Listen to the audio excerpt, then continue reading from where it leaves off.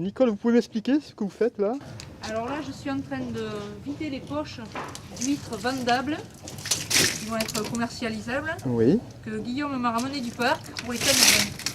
Alors là, je les vide dans la cuve et il y a un tapis roulant à l'intérieur et en même temps, il y a un laveur. Donc les huîtres vont rentrer dans la cabane propre et je vais pouvoir les calibrer en suivant. Alors là, on va tous les tailles.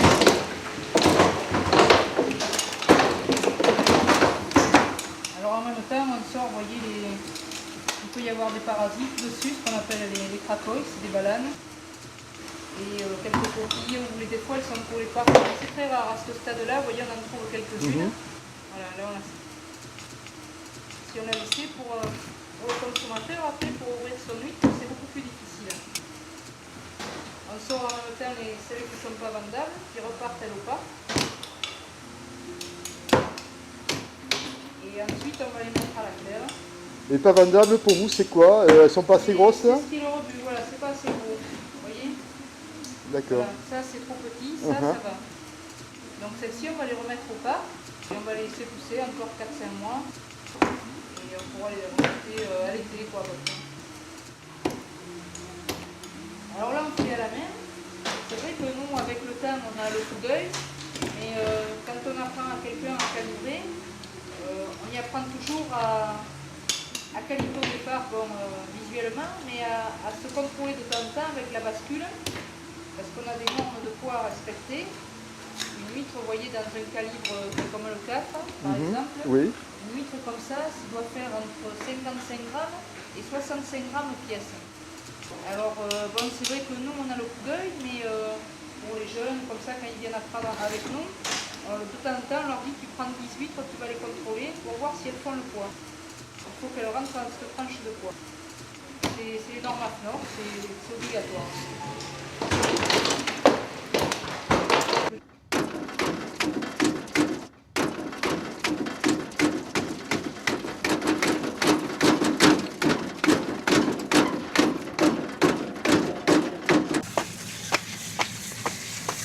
Alors ça, tu vois, c'est l'exemple type de gros plénon.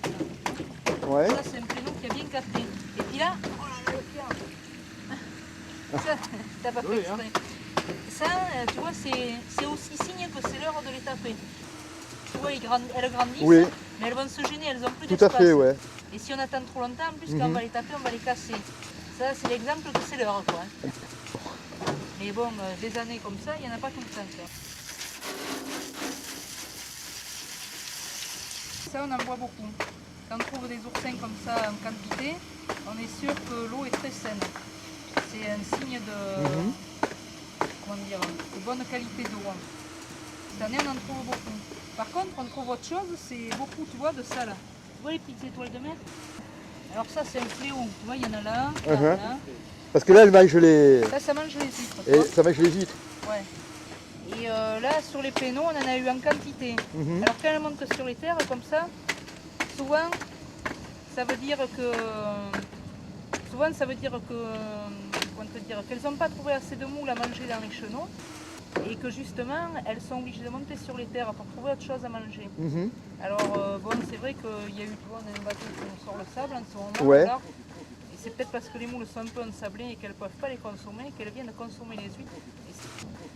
Alors ça, on en trouve plein. Je pense que cet été, il va falloir qu'on les ramasse une à une parce qu'il y en a énormément. Ah ouais, carrément. Là, elles sont petites, oui. Au fur et à mesure, il faut qu'on les ramasse. Et à peine tu as une étoile de mer, ça mange des quantités d'huîtres.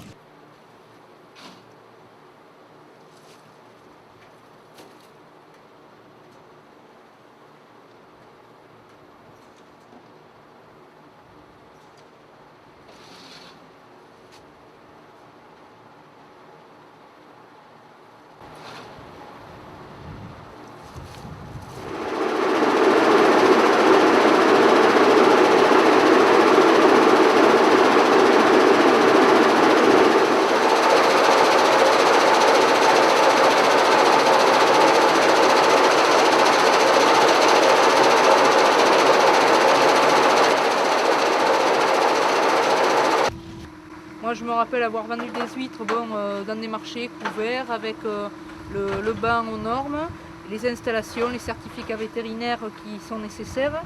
Et puis, quand je passais avec mon camion le long des routes, on voit des gens sous un parasol installés qui ne sont pas toujours de la profession et puis qui vendent leurs huîtres. Ou après, même, c'est valable pour le fromage, c'est valable pour plein de choses, qui n'ont aucun investissement, qui achètent et qui revendent. Et puis qui ne sont pas toujours dans les normes sanitaires réglementaires.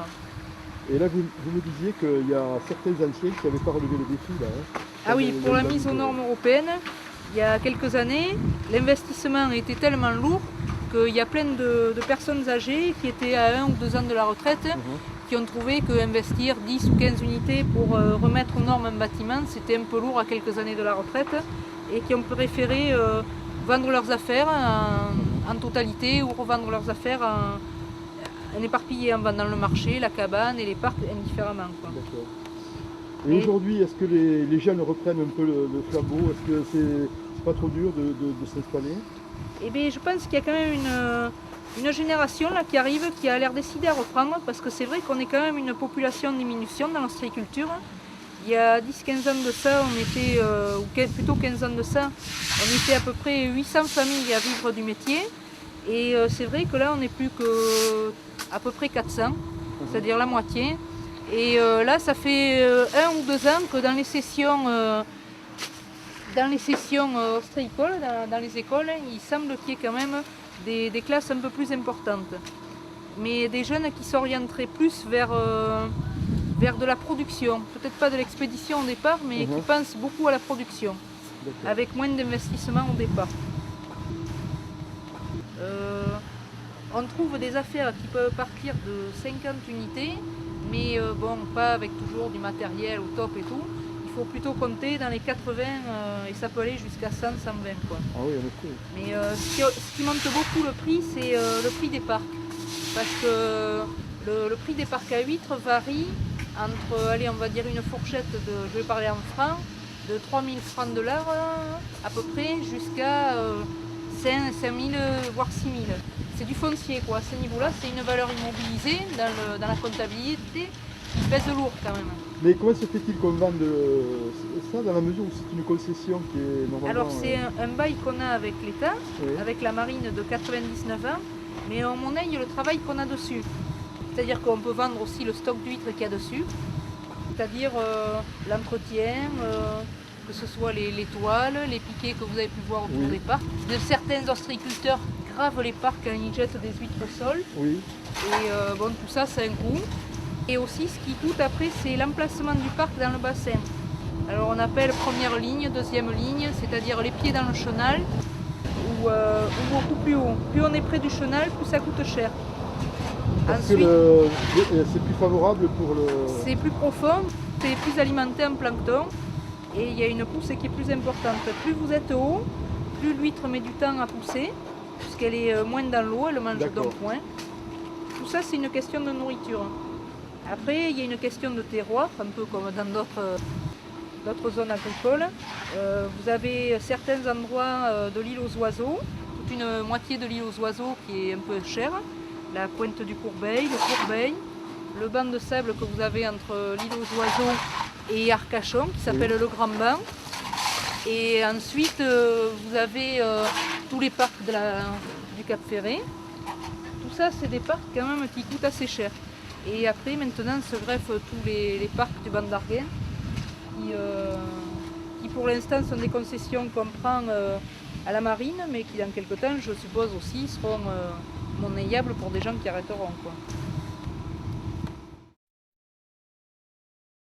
L'idée est venue à des femmes d'ostréiculteurs, comme en Charente-Maritime. En Charente-Maritime, les femmes d'ostréiculteurs avaient voulu un peu pérenniser leur exploitation pendant l'été où vous n'avez pas une très grosse activité. Donc elles avaient créé cette activité de visite, dégustation. Et sur le bassin d'Arcachon, c'est aussi des femmes qui ont pris cette initiative, qui ont essayé de faire une activité un peu de ce style.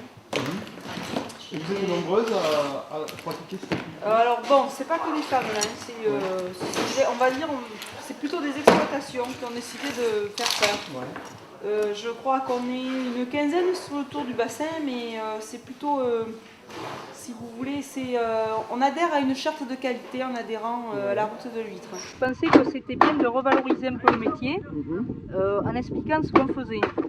Et au départ, c'est parti de quelques exploitantes qui ont pensé à ouvrir leurs portes de cabane pour expliquer aux gens comment travailler, pour pas devenir juste un zoo où les gens regardent et puis ne savent pas ce qu'on fait.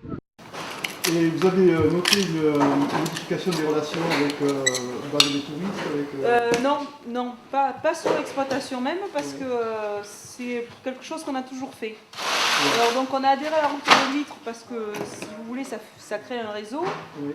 Mais l'accueil même des clients, ça n'a rien changé pour nous. D'accord. Voilà. Il faut marcher bien dans le rouillette. Vous allez vous planter un peu au début, c'est un peu mou. Mais après, il faut bien marcher dedans parce qu'à côté, c'est de la vase. Mais à l'intérieur, c'est du sable.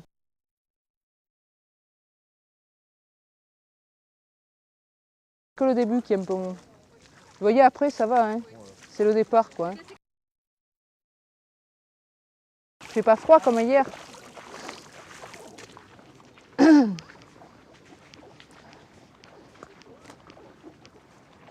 Bon alors Cyril, ça va mieux?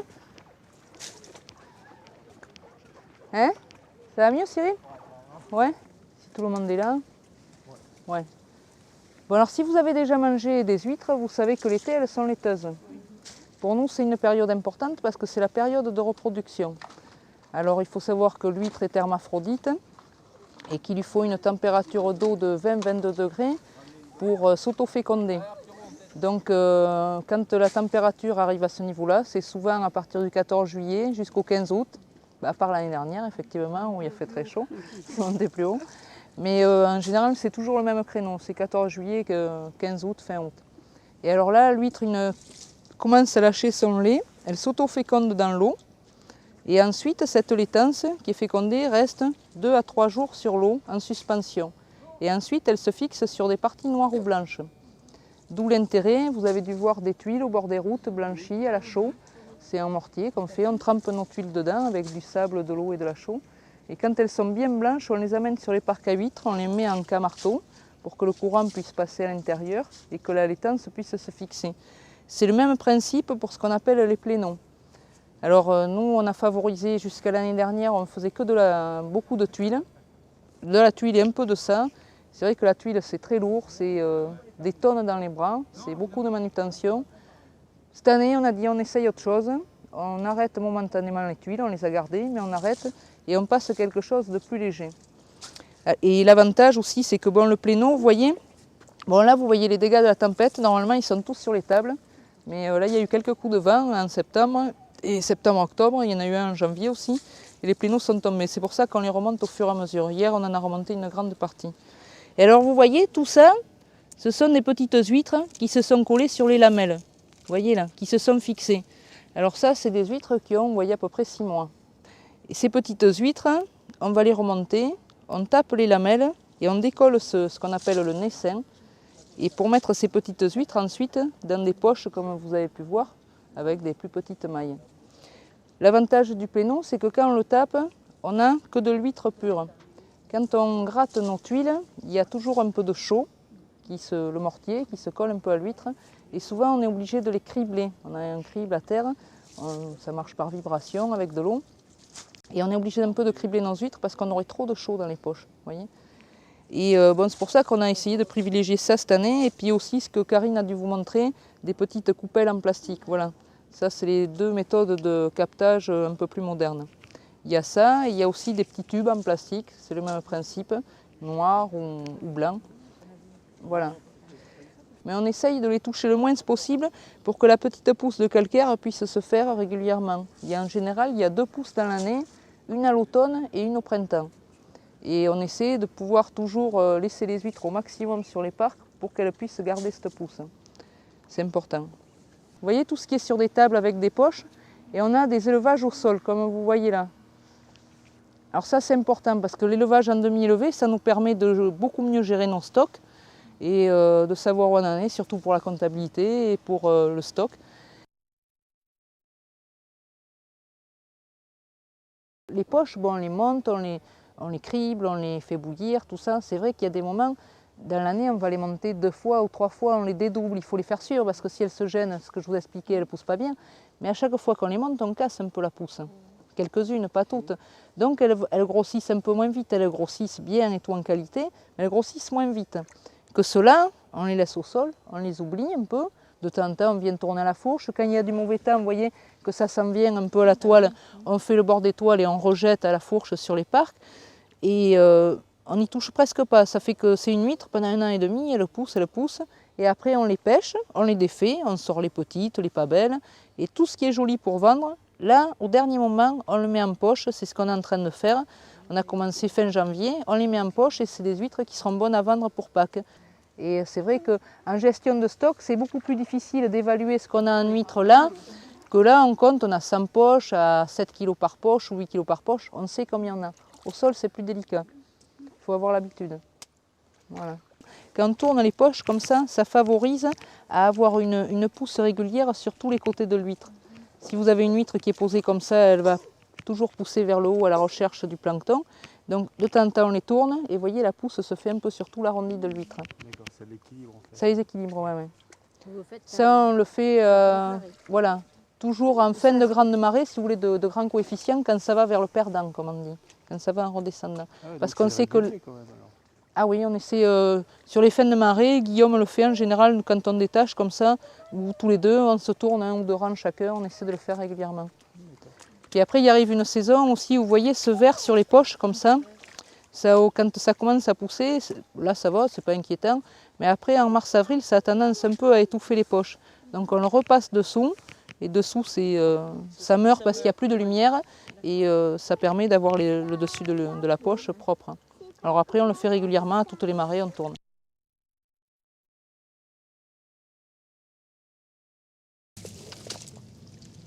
Bon là elles sont un peu plus grosses que celles qu'on a vues. C'est pas le même calibre si vous voulez que les autres. Il n'y a pas de chaux, il n'y a que de l'huître. Vous voyez, c'est l'inconvénient. Par contre, vous voyez, des étés comme cette année, d'habitude quand on a une huître comme ça, quand elle pond entre le 14 juillet et le 15 août, on a une huître, quand elle est seule comme ça, elle est propre. Cette année on a un inconvénient, je ne sais pas si vous le voyez. Il y a une huître collée ici et une huître collée là. C'est-à-dire que l'huître qui est née en juillet, style celle-ci, les huîtres qui sont nées en août ou en septembre sont venues se coller dessus. Ça, c'est plus embêtant. Alors que normalement, elles devraient être comme ça, quoi. Elles devraient être propres et sans rien.